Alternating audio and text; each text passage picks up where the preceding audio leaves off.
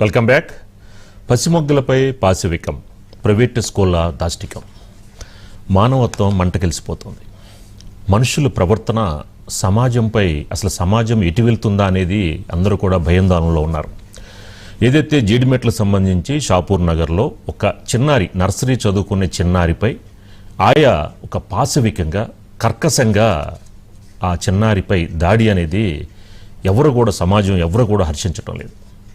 అంటే ఏదైతే స్కూల్ యాజమాన్యాలు వాళ్ళ యొక్క ఫీజుల పైన పెట్టే శ్రద్ధ పిల్లలపైన పెట్టడం లేదనేది ఇప్పుడు దీనిపైన విద్యార్థి సంఘాలు అన్నీ కూడా ఆందోళన చేపడుతున్నాయి.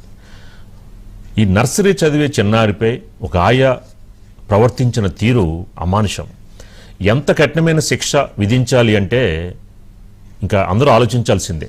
అంత కఠినంగా ఉండాలి శిక్ష. మరి ఆ విధంగా అమలవుతుందా అనేది కూడా మనం ఆలోచించాల్సిన విషయం. దీనికి సంబంధించిన బైట్స్ ఉన్నాయి, ఒకసారి బైట్స్ చూద్దాం.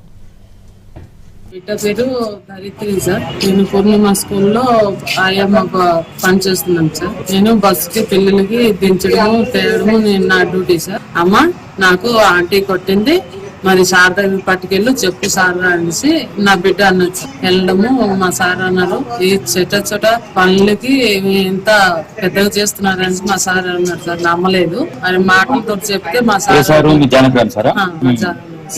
పోలీసు పిలిచి వెళ్ళిన తర్వాత వచ్చారు సార్. ఎంత రాబోలేదు.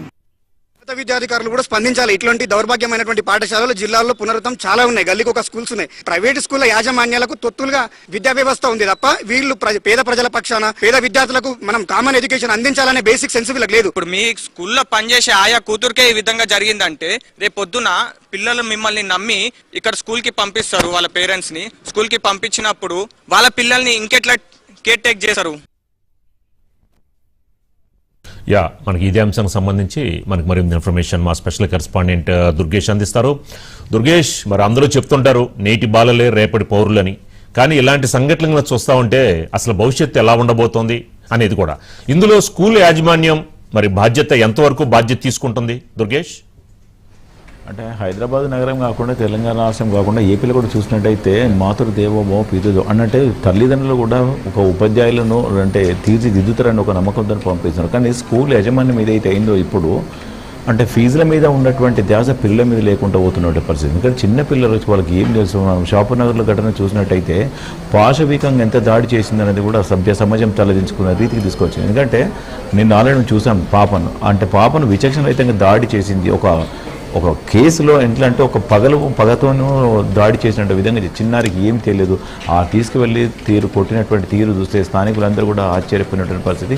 కానీ మొత్తం మీద చిన్నారి హాస్పిటల్లో ట్రీట్మెంట్ తీసుకున్నటువంటి పరిస్థితి. మొత్తం మీద పోలీసులు మాత్రము ఆమెను అరెస్ట్ చేసి రిమాండ్ ఇస్తారు. కానీ ఆమెను అరెస్ట్ చేస్తూ కాదు, గతంలో కూడా 3-4 టైమ్స్ కూడా చిన్నారిని తీసుకువెళ్ళి కొట్టింది అంటే ఖచ్చితంగా ఆమె టార్గెట్ చేసి కొట్టిందని కూడా ఆ తల్లి కూడా చెప్తున్నారు. ఎందుకంటే ఆల్రెడీ గతంలో కూడా ఆ వాష్రూమ్లోకి వెళ్ళి దాక్కున్నటువంటి నేపథ్యాలను బయటికి తీసుకొచ్చి కొడితే అప్పటికి కూడా ప్రిన్సిపాల్ చెప్పారు.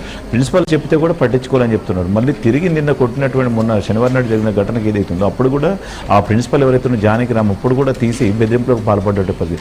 ఆ అమ్మాయికి ఎవరైతే వీడియో తీశారో పక్క నుంచి ఆ వీడియో తీసిన తర్వాతనే పోలీసులు యాక్షన్లోకి దిగినటువంటి పరిస్థితి. దుర్గేష్, ఎందుకని ఆ చిన్నారిపై ఆయాకి ఎందుకు అంత కోపం పగ అంత ఇదిగా కొట్టాల్సిన అవసరం ఏమొచ్చింది?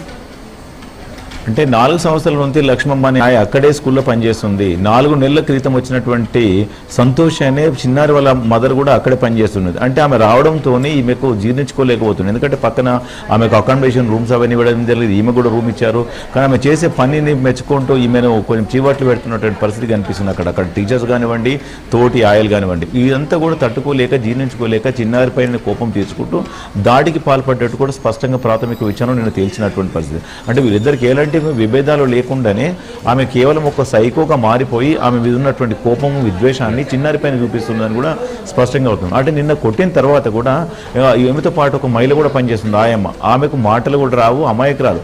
ఆమె కొట్టిందని చెప్పాలని చెప్పి చిన్నారికి బెదిరింపులకు పాల్పడే పరిస్థితి.